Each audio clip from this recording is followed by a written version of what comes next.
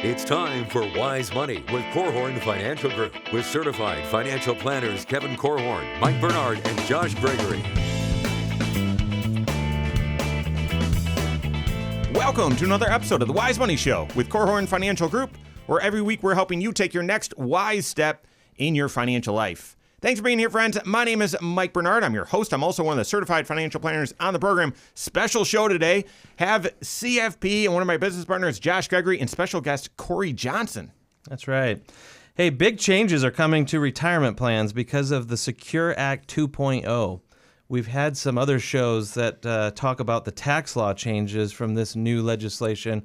But today, we're going to be focusing specifically on changes that will impact your 401k. Helping us to do that is retirement plan expert from Korhorn Financial Group, Corey Johnson. Excited to have Corey on the show. He does a lot of financial education for businesses and whatnot. But first time on the show, glad to have you. If you have a question for the program, we'll see how deep we get in the content today. But hoping to hit questions second half of the program. Call or text 574-222-2000. That's 574-222-2000. Online, wisemoneyshow.com, and then all over social media, wherever you're at, we are there as well. And I'll tell you, if you own a small business, you run or lead a small business, my goodness, this show is for you. And let me say it differently to basically include everyone that's impacted, or if you have a 401k, right? This show is for you. And any one of those groups likely will have some questions, but we're going to break it down for you. So, Corey, glad you're here. Secure Act 2.0, we've hit ad nauseum, right? But it's job security for those of us in, financial geeks. We've talked about already, and we're going to keep talking about it because it's such a big change. Everything from the RMD age changes, which are pretty straightforward in a confusing way. And then like the most complex in the Secure Act 2.0, probably that 529 to Roth transfer that's allowed. But there's like 98 other tax law changes in between on that spectrum of very easy and very complicated. And a lot of those have to do with 401k, some big changes. So Corey and I connected before the show and said, hey, what are the biggest ones within the Secure Act 2.0, biggest tax law changes that impact 401k? First one, auto enrollment. So Corey, what changes are within the Secure Act 2.0 in regard to auto enrollment to 401ks? Yeah, well, if we think about how most people enrolled into their 401k when they first started, it was either with the HR department or an advisor saying, hey, do you want to opt into a 401k plan? Do you want to defer some of your pay into your retirement plan? Mm-hmm. In the new world, it's almost a 180-degree shift. So instead of saying, hey, I want to opt in, you're now going to say, I want to opt out of contributing to my retirement. No, you're not. Mm-hmm. You're going to stay in, right? Right? But so within the Secure Act 2.0, like, are they forcing? Are they requiring auto enrollment, or what changes are happening? Yeah. So the new law actually starts in 2025 is when it becomes effective, and any new plan, and here's the tricky part, the law doesn't take effect until 2025, but it affects any new plan that was started on or after the enactment date, which was December 29th of 2022. Oh, my goodness. So if you try to sneak in and say, hey, I want to start this plan, but I don't want the auto enrollment, you're still going to have to do it starting in 2025. Okay? And think you'll be auto enrolled at a minimum of 3%, and there will also be an automatic escalation or an increase to your contributions of 1% per year up to a maximum of 15%. And your employer gets to decide what that percentage is, what that max is. Okay, so here's the deal. I'm just going to go on record here. Corey, we've got a table in between us, a safe distance. I don't like auto enrollment. I'm not a fan of it. Really? And I might even go so strongly to say I hate it. I hate it. And here's why, okay? Because auto enrolling at 3%, I think, gives the impression that I don't need to do anything. I'm already doing the right thing. It's not the right thing. It's not, right? On average, people are saving around 6%, I think, to their 401k. I'm not looking it up as last time I looked. No, we would encourage you to be saving 15%, and that's really from your very first paycheck. But your circumstances could influence that significantly. If you have pensions or inheritance or don't spend a lot of money, maybe you don't need to save that much. But I kind of reject the idea that, well, auto enrollment, done. I'm doing the right thing. No, oftentimes you're not. What's interesting about these changes, Companies that have auto enrollment right now typically are auto enrolling at 5%, and there's an auto escalation until 10. This is starting lower, 3, and auto escalation until 15. Interesting. I'm not a fan. So you're more concerned though that they're starting too low.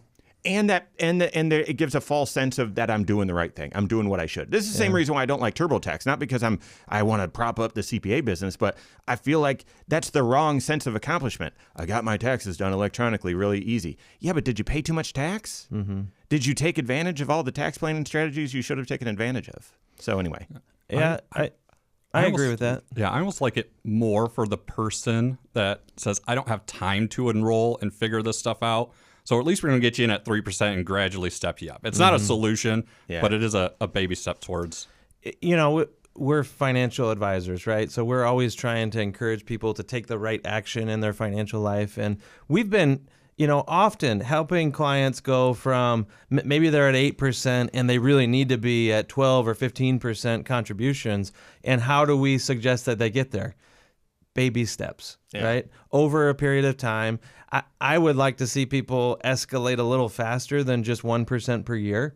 Sometimes we'll encourage people to maybe be a little bit more aggressive and say, hey, I want to increase 1% every quarter until it hurts.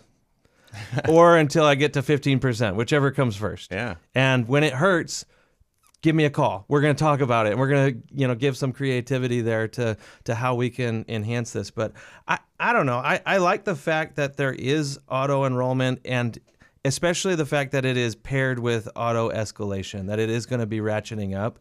Have you guys read the book Nudge before? Yeah. That book is fantastic. Like it's really all about like trying to set up the game, set up the system in a way that almost encourages you to win, right? Yeah, you set your workout clothes out the night before. You have healthy snacks lying around so you don't grab the unhealthy ones. And to me, this is just another example of kind of rigging the game to help you win in your financial life. Okay, I need to get off the soapbox, but I'm just going to tell you because it sounds like you guys are way too nice. Auto escalation into pre-tax, not Roth. You're not making that important decision. Yeah, that's a problem. Not auto escalation, auto enrollment. Auto enrollment into qualified default investment alternative. So just some investment that you haven't picked. Now, I think those have gotten better, but I've seen it where it's just been cash or something, some garbage. Okay. And then lastly, who's your beneficiary? So, Corey, we're going to have you back on the program. We're going to talk about the 5 decisions that you need to make anytime you're investing in 401k. But I'll digress and just concede that it does nudge people in the right direction who might not otherwise. Now, if there's all this auto escalation, trying to make more 401ks available to more people, what about all these companies that don't have 401ks? Yeah, well, the government, Secure Act 2.0, has incentivized new plans or new employers to start these retirement plans. And I think you can potentially have a free plan for essentially the first 3 years that you start it. Okay, so Kevin's not on the show, but he would say there are no free plans. That's right. Okay, so explain a little bit more, and again, we can poo-poo it and everything because money doesn't grow on trees, but this is a benefit. It is a benefit to those receiving it. So explain a little bit more. Yeah. So with the new tax credit for employers that have less than 50 employees, I think you can get a 100% tax credit for the first 3 years to a max of $5,000. And I'd say $5,000 would be a fairly expensive plan to start up. So most startup plans will cover that pretty easily. Okay, so that I was going to ask, what does the $5,000 represent? Is it just startup costs? Is it like the annual administrative costs? Yep, so startup costs, it could be any annual administration from a third-party administrator, record-keeping costs, any type of startup cost from an advisor if they come out and say, hey, pretty much anything that the plan sponsor is going to pay, nothing that comes out of plan assets that are coming out of participant accounts, but things that the plan sponsor. So plan sponsor being the employer. Correct. So an employer is creating a plan for employees. It's a benefit to them. But one of the hurdles that a lot of small businesses have is, man, I don't want all that administrative headache or the cost, right? And one of the ways that you get rid of a lot of the administrative headache is you delegate that to a third party, but that adds cost, right? So this helps to deal with that, helps you get over the hump there, and kind of, as you said, incentivizes you to get this in place for your employees. And not only is there a credit to get this in place, but because of Secure Act 2.0, there's actually an enhanced credit for employer matching now. Oh my goodness! All right, we're Yeah, gonna this will pick get you we're gonna mad. pick that up in just a second. No, it's exciting because so basically, what does this mean? If you don't have a 401k available to you at your employer, you might have one soon, right? They're gonna make it very, very easy, and you've got that available to you.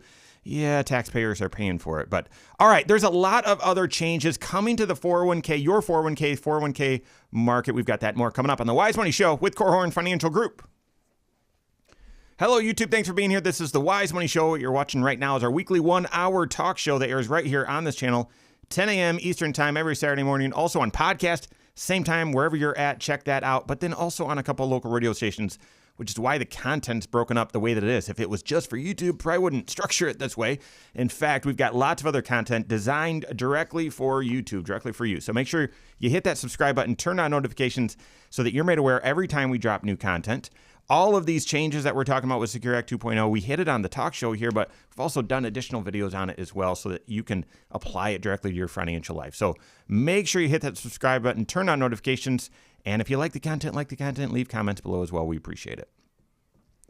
All right, we can pick that back up. Got to hit the 403B as well, and then incentives and whatnot. And then we get into a couple of other lightning rods, at least for Mike Bernard, and that is access to your 401k, making that easier. And so it'll be fun. How familiar are you with the new feature that will allow employers to do a matching contribution, even if the employee didn't make a contribution, they paid student loans instead? Yeah, so that one's going to be interesting. We're hitting on how they're going to be able to. You've got that. It's in the third baked in. segment, Okay, good. which means it'll be in the fifth segment, probably, because we won't get there. Yeah, no, that's interesting stuff. I think that could affect a whole bunch of people. We got to at least mention it so it's on people's radar. The question is, how are they going to certify that they actually made the payment? Right. Right. Oh, no, I thought you were going to say the question is, will people ever have to pay on their student loans again? That's right. So Good okay. point. All right. Yeah, do you get the employer match if the government is making your Right. student loan payments for you? Yeah, right. All right, here we go. Any questions, Corey? We good? I think we're good. All right. Okay. The 401k world is changing. So listen, if you have a 401k at work, or even if you don't, you work for a small employer and you've wanted one or wished your company had one, guys, the landscape is changing. You might have one available soon. We're talking about those changes and more. This is the Wise Money Show with Korhorn Financial Group. Thanks for being here. My name is Mike Bernard. With me in the KFG studios, Josh Gregory, special guest, retirement plans expert, Corey Johnson. Every episode of the Wise Money Show is on podcast wherever you listen. Go check it out. And while you're there, search the Wise Money Show, of course, but then subscribe to it and then rate the program. We appreciate that feedback.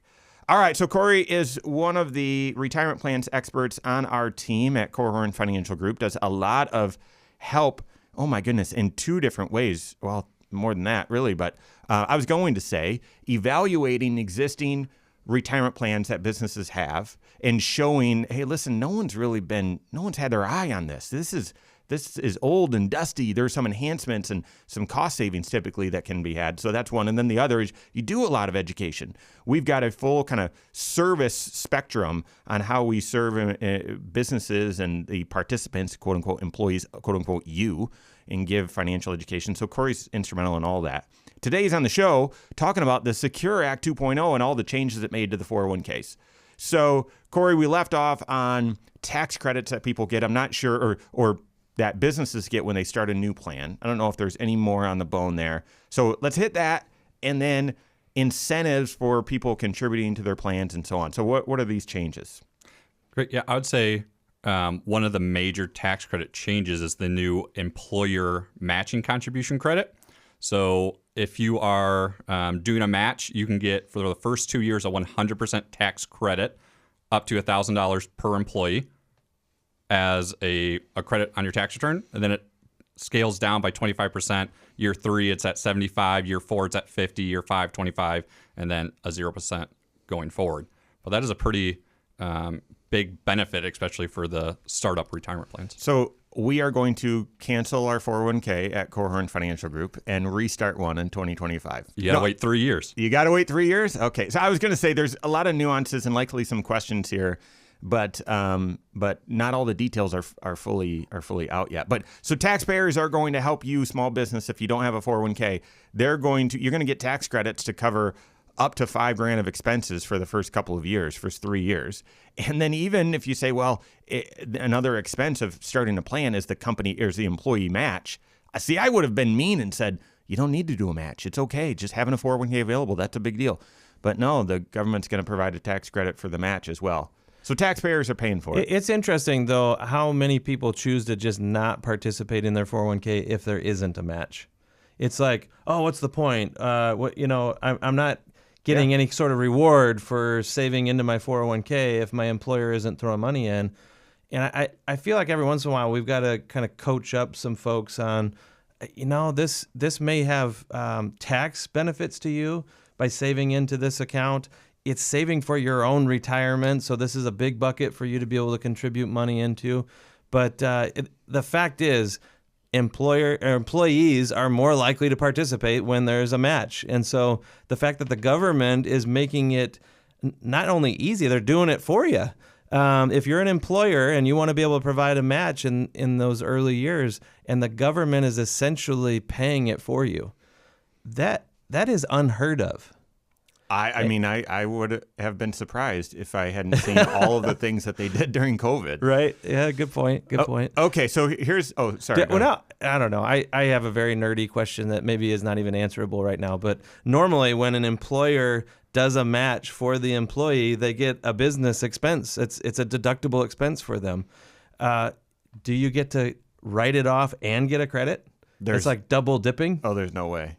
You would think not, but like you just said, are you ever surprised anymore? We don't know that yet. Okay, so Secure Act. If you're wondering what this is, so setting every community up for retirement enhancement is how they labeled this thing. Secure Act. Okay. So if that's the premise, then making 401ks more available, auto-enrolling people, auto-escalating, I like all of that. However, a couple of bizarre features that are going to impact your 401k is making it more accessible to you if you need to access it before retirement. That is mind-boggling. Now, at the same time, we just went through COVID and a financial emergency, and we did a couple of emergency shows here on the Wise Money Show to say, if you need cash, here's where you can get it. So in one sense, I like that they've opened it up more, but at the other sense, it's just driving complexity. So Corey, talk about some of the ways that Secure Act 2.0 is making someone's 401k or retirement accounts more available to them, more accessible. Yeah, there's just a whole list of tools available to employees now that may not make sense to you to use. I'd work with your CFP to make sure it's the right tool to use in your situation. But I think there is a new benefit for qualified disaster recovery. So if your primary residence is inside of a disaster area, you can pull out $22,000 as a max from your 401k, and that's repayable for 3 years. A terminal illness, typically we think of a terminal illness as, hey, we've been diagnosed and we have 24 months until the doctors say that's our expected life expectancy. That is being increased to 7 years, 84 months. So that is just unbelievable to be able to. Oh my goodness. 7 years. Like I wouldn't have said someone who's been given 7 years to live. I never think of that as like terminal illness. It's a guess as to how long some people outlive that and so on. But okay. Well, that's interesting. All right. What else? We have some victims of domestic abuse, and that starts in 2024, and that can be $10,000 or 50% of your vested balance. And the way they defined abuse, I'm not going to read the entire blurb there, but it's very loose. There's not a great defining moment on that. Yeah. And then there's expanded plan loans. So if you don't want to take a distribution necessarily, you want to take a loan, you can take up to $100,000 out of your 401k in the form of a loan instead of a distribution. And those payments can be delayed for up to a year. Oh, my goodness. And that expanded loan, you don't have to hit certain circumstances. It doesn't have to be a hardship situation. It'd be the same as the distribution. Your primary residence would have to be in a federally declared disaster area. Okay. So FEMA declares that, and that would trigger the ability to pull out $100,000 compared to potentially a $50,000 max if you weren't in that FEMA area. So confused in there, and I know there's a long list. There's even more. We can't hit all of them, but there's a couple comments here. So making your 401k more available to you if you're in an emergency.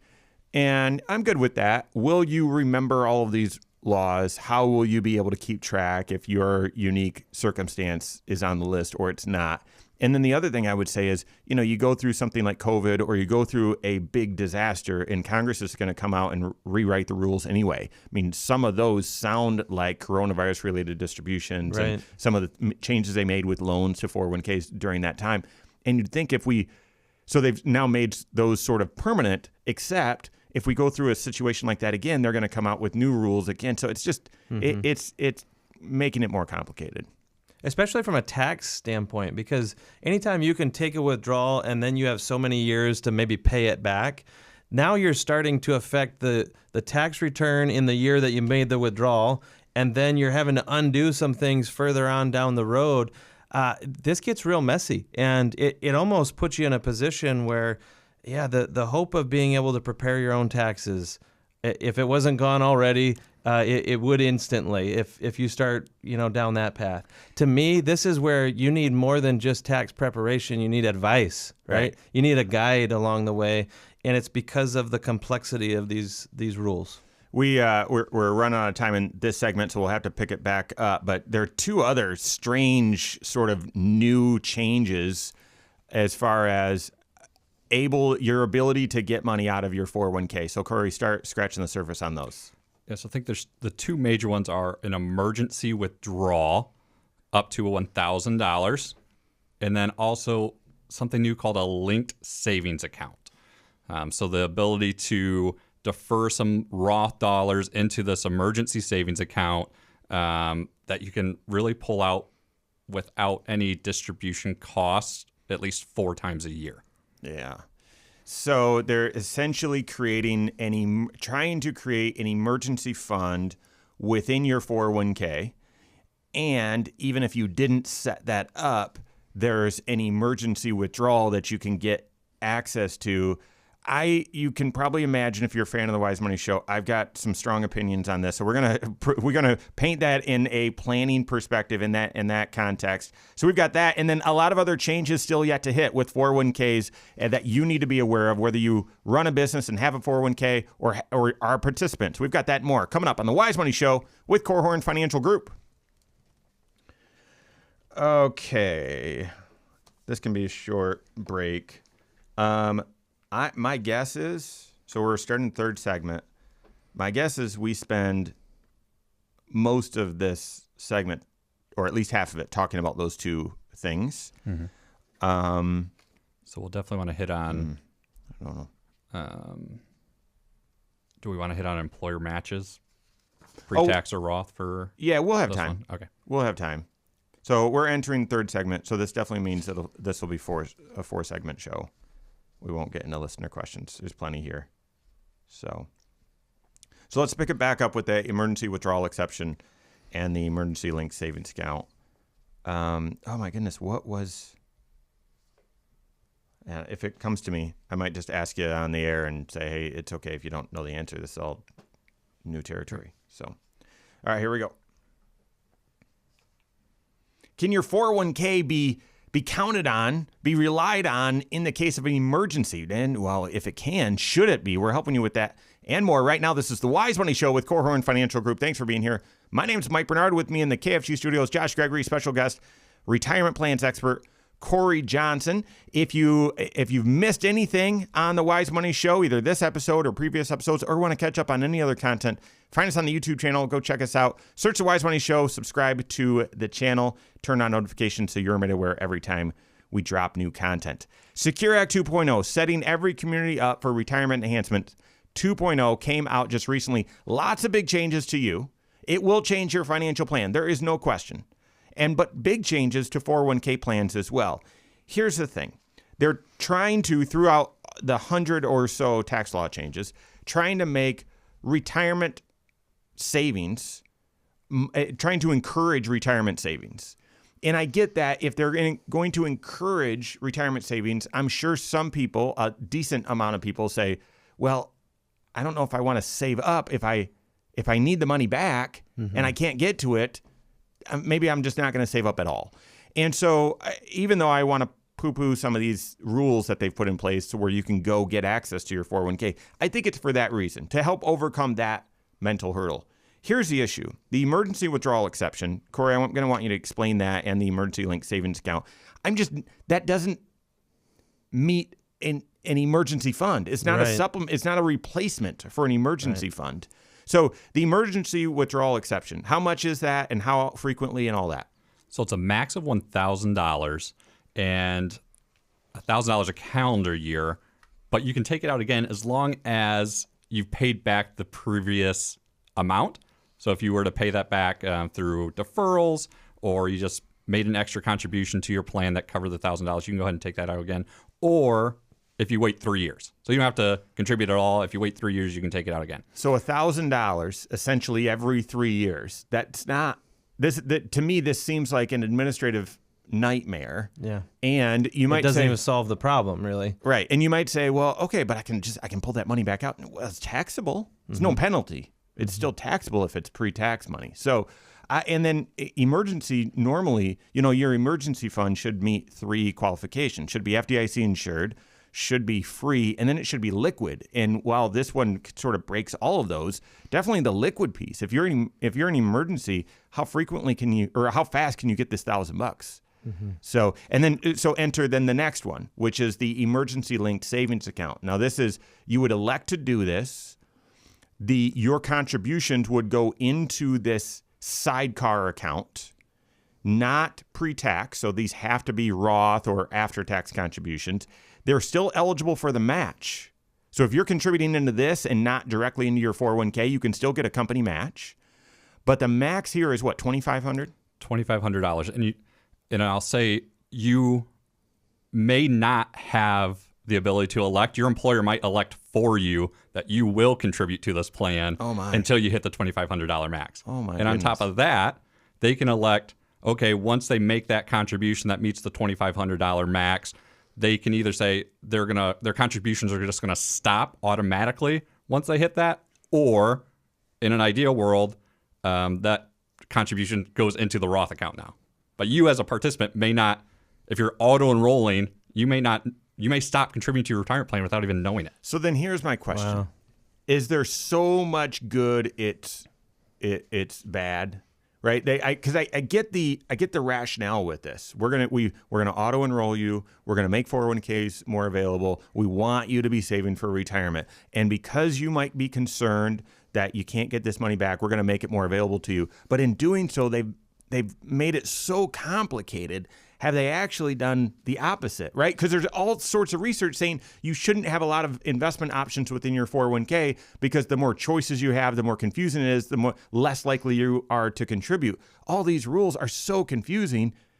How is it defeating purpose? Not just confusing, but I mean, you just used a really important word there. You said choice. And to me, the whole point of financial planning is for you to create for yourself more choices, more options, more control for yourself. And if, the most important tool that you're using for saving for retirement gets started without a choice of yours, you're automatically enrolled, your automatic contribution amount is selected for you. There's even an investment picked for you that you'll automatically be contributing to. Your emergency fund, we're gonna bake that into this plan. Like it almost turned. I don't want to have an environment where you can just kind of turn off your own brain financially, or it's just being done for you. You could get into that feels Big Brother-ish and so on. I'm not even going there. I'm saying, man, I want you to have the discipline or the built-up habit or the skill accumulating by making great choices along the way. And to me, this $1,000 feature, it feels. I understand why. The statistics are, 56% of Americans can't handle a $1,000 emergency. And if you can't handle $1,000 emergency, it's hard to argue that you should be saving for a long-term goal like retirement because you don't have a foundation to build that house on, right? But is this the right space to save for? Right. It's not the right tool. It's not the right dollar amount. Even if you get $1,000 into your 401k that you could pull back out in an emergency, you still don't have a full emergency fund. Right. Right? Yeah. So I don't know. I would just hate for you to just blindly accept the options or the choices being made for you built into these plans and think, oh, yeah, I'm good now. I've got an emergency fund. I may as well be saving for retirement. No, what if your emergency fund needs to be $12,000? Yeah. Most likely it does. Here's the thing. They didn't call and ask our opinion. And so I feel a little bit like I'm belly aching.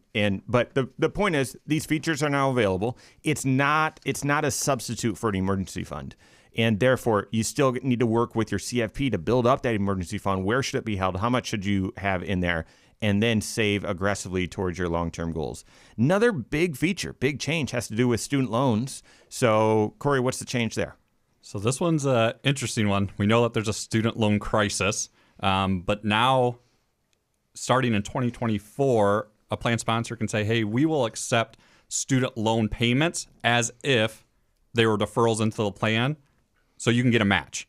So you'll still send your student loan payment to whoever's holding that, and then we will match that as an employer match into the 401k, which match, and it must meet the same matching schedule. So, if you're doing a 4% match, that's going to be the same for the student loan. That's right. That's right. Now, your mind might go to the administrative side of all that. Well, how do you keep track of it? That kind of thing. But this is yet another example of incentives being put in place to help get people going on their retirement savings as early as possible. And you might say, well, they're not contributing to the retirement plan. They're paying down on their debt instead. Well, the fact that it allows them to be participating in the sense of eligible for those matches earlier than ever before, it takes away one of the dilemmas that a lot of recent college grads could have on, do I pay down my student loans aggressively or do I get started on my long-term contributions? And they're both important goals, right? Yeah. So this is, it's an interesting feature. I'm really fascinated to see how many employers will add this feature to the plan. It's a feature, a choice that employers can make for themselves if they want to offer it. Right? And I think it's really going to depend on if the employer is the one that has to track this or if they are outsourcing that to someone else. Is someone else handling the administration? Because it's not going to be easy to say, yes, this employee definitely contributed to their student loan that qualifies for this match. Like that is going to be a little bit of a mess. Yeah, I wonder how they are going to prove that so it's administratively not a nightmare. Or, maybe the government is going to be hiring employees to actually do all this tracking for everyone. That would be nice. But I agree, Josh, that often when you're graduating from college and you're starting your career, there's been this decision that you need to make. And hopefully you're aware in making this decision. That is, should I aggressively pay down student loans? Do I aggressively build up an emergency fund? Or do I aggressively start saving for retirement? And now Dave Ramsey and his principals, probably the largest voice in financial habits on the radio waves. He's not a financial planner himself. It's hard to disagree with some of his overarching principles, but his thought is, no, you got to pay that stuff off and not save for the save into the 401k. And we've always thought, you've got to be getting that match. Mm-hmm. And the sooner you start saving, those are the hardest working dollars. And so, hey, if you can aggressively pay down your student loans and get a company match, I like that idea. There's a lot of other changes. We've hit some of them. We've got a few more that we're going to tackle. So we've got more coming up here on the Wise Money Show with Korhorn Financial Group. All right. Home stretch. Fourth segment. Wow. Okay. The ability to have your employer match be pre-tax or Roth. Yep. That's in place now.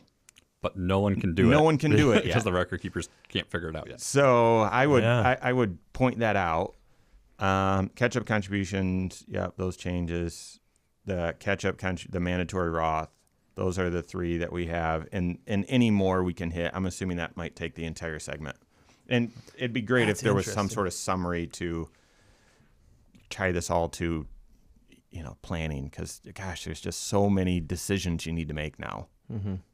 So what a great example though of, Congress writes some laws and then it takes a while to make its way into the real world, right? Yep. I mean, all these record keepers have to do a whole bunch of computer programming and changing of systems to be able to track this stuff. Yeah, Just I would like not want to be on the tech team of a record keeper right now. Yeah. It's not, We're not an easy working task. some hours, huh?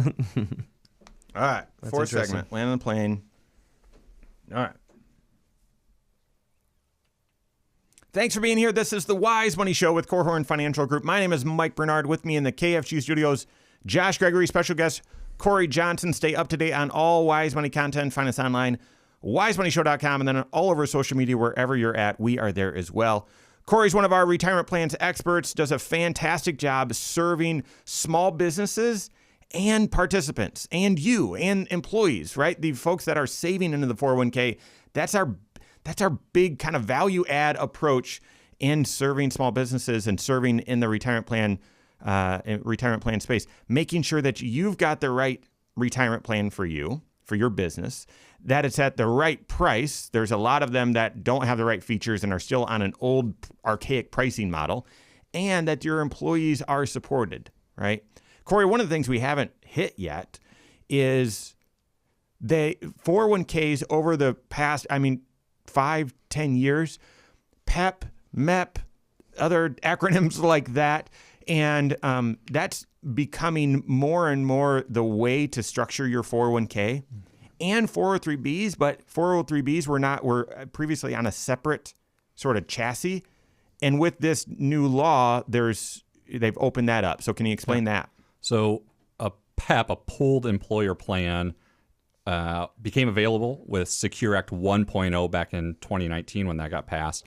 And essentially what that is non-related employers can now pool all their assets together underneath one 401k plan, profit sharing plan, and that helps leverage the ability to combine the assets and get lower fees, some lowered fiduciary responsibilities. If you're subjected to an audit, a plan audit, you can avoid that. But now, because of Secure Act 2.0, a 403b can now join a PEP as well. That's interesting. So it used to be that for-profit businesses had this available, but nonprofits didn't, and now they've at least made them more consistent.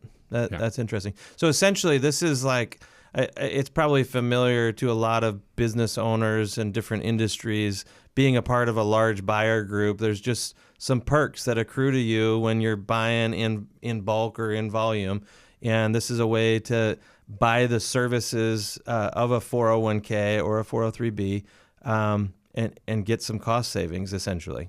Is that right? I'd say the cost savings are certainly potentially there, but even more importantly, depending on how the PEP is set up, the fiduciary liability goes down a lot. Yeah. So there's significant benefits, and therefore that's where I mentioned, a lot of 401ks are still on an old chassis. We're set up in sort of an old world with a archaic fee structure and so on. And the game has changed, and it's not, well, this is a flash in the pan. No, this is the direction of things that helps make 401ks more available, easier to run, reduces risk, reduces cost. So you've got to talk to a retirement plans expert, Corey, and our team. Obviously, happy to help. If you run a 401k, need a 401k, or if you run a company, have a 401k, something like that. All right, let's hit a few other changes here. Company match.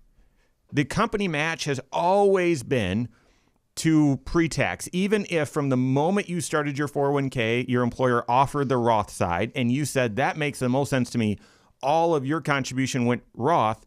We've talked about this before. It doesn't mean your entire account is Roth, because your employer contribution up till now has always been pre-tax. Corey, what's the change? Yeah, this might be my favorite provision in all of Secure Act 2.0. Yep. Me just too. because for those participants or employees that aren't paying any federal tax right now, why would you not want to have those Roth dollars taxed at zero instead of creating a tax liability for yourself in the future? So that is an amazing feature, and this is available now.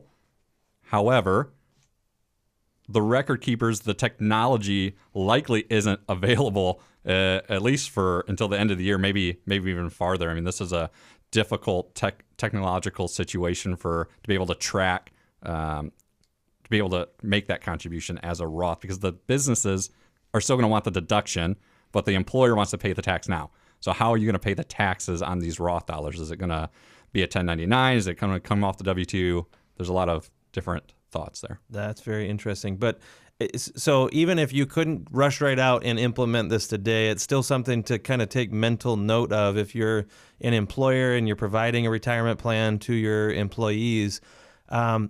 This is definitely a feature that gives some flexibility to the employees. It allows them to be even better planners for themselves, right? And you hit it well. You said there may be some employees that their income is low enough, maybe their family is big enough, whatever contributes to this, but they're in a low enough tax bracket that if they could go ahead and count that employer match as income to this year when they're in a low tax bracket, then they don't have to worry about paying tax down the road when they could even be in a higher tax bracket potentially.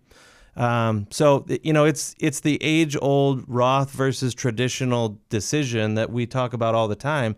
You've just never had it as an option when it comes to those employer match dollars. Now you have that flexibility in theory, but in practice, it's going to be a little while before all the technology, all the systems are in place to be able to pull it off. And it's only available if the employer allows it. That's right. Yeah. And one of the reasons why they might not allow it is the employer contributions made to the Roth account are non-forfeitable. Meaning if you have a vesting schedule, I don't know how they're going to make it. Do you have to wait until the end of your vesting schedule to make this election? There's a lot of weird things. Now, if you have a safe harbor match, this becomes a lot easier. But wow. Yeah. Interesting dilemma there. And then we've got to figure out, well, when you make this, if you make this election, how do you change your withholdings on your own pay stub, right? This is going to show up then as taxable income to you, but I don't know if it's automatically going to increase your withholdings or whether you're going to have just a tax surprise and you've got to increase the withholdings yourself. Okay, so catch-up contributions. We'll try to hit these last two together. Catch-up contribution, there's now a new tier at a new age, and then there's also a requirement that some catch-up contributions need to be made to the Roth 401k. So, Corey, share these changes with us. Yeah, so the new catch-up contribution are for anyone who's age 60 to 63, and it almost works as a reverse donut hole. So once you hit those ages, you can contribute either $10,000 or 150% of the normal catch-up contribution, which is really worded poorly, in my opinion. But that if 150% is over the $10,000, why would you even put the $10,000? Correct, which it currently is. So, yeah. And then with that, if you are a high wage earner, think $145,000 in wages a year, you'll be required to make that to your Roth account. You cannot make a catch-up contribution to the pre-tax account starting in 2024.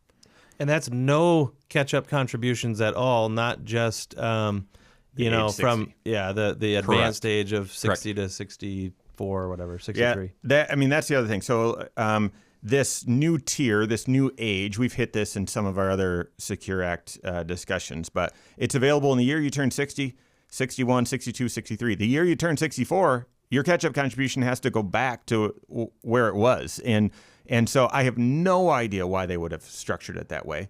And yet at the same time, despite the complexity, despite the lunacy of it, it still means you've got 4 years where you've got expanded catch-up contribution. So make sure you're taking advantage of it. Work with your CFP, take advantage of it.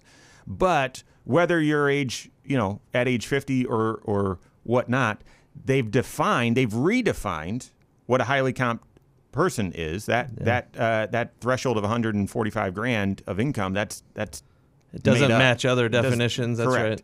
Right. But if you're in that boat from last year, I actually thought, we've talked about this. The first time we talked about it was, well, wait a second, you don't know how much you're going to make until the end of the year, and you've had these catch-up contributions all along. No, it's how much did you make from that employer last year? Correct. And so you may be forced to do Roth. So Josh, we've talked about a whole bunch of changes. Put it all together, summarize it. What's this mean for individuals?